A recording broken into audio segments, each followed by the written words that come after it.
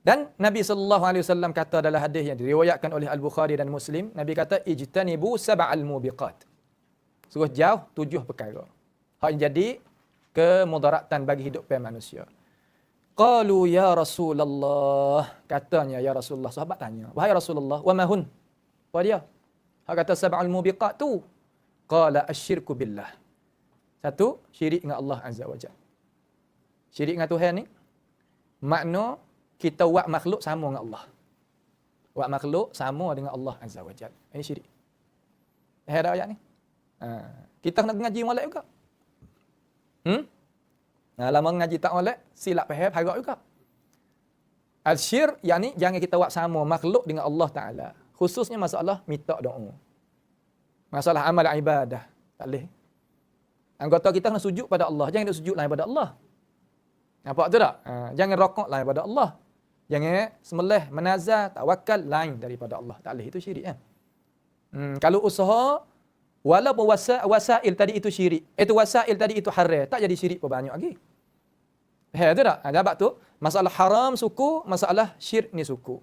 Dua-dua tadi itu bahaya belaka. Tapi bukan tiap-tiap haram tadi itu syirik belaka. Tu tak? Tapi tiap-tiap syirik benar haram. Lagi tu. Tu kita kena faham wujadi molek. Wasih. Dan sihir. Sihir ni ada kesan.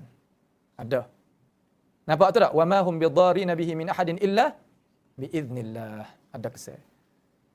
Anak berlaku sihir ni, dia berlaku balik tak adil.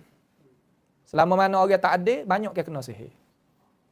Juga orang hak, apa nama apa yang kata, tak pandainya nak bela nikmat, kena sihir.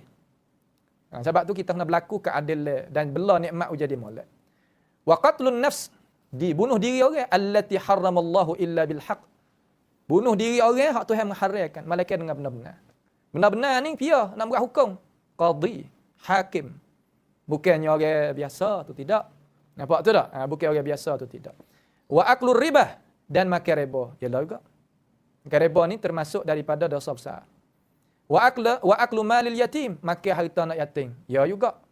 Masuk di dalam dosa besar. Wa tawalli yaumaz zahf, dan lari hari peperangan. Hari perang kita lari. Masuk di dalam dosa besar. Wa qazful muhsanatil mu'minatil ghafilat, dan tuduh orang hak tak salah.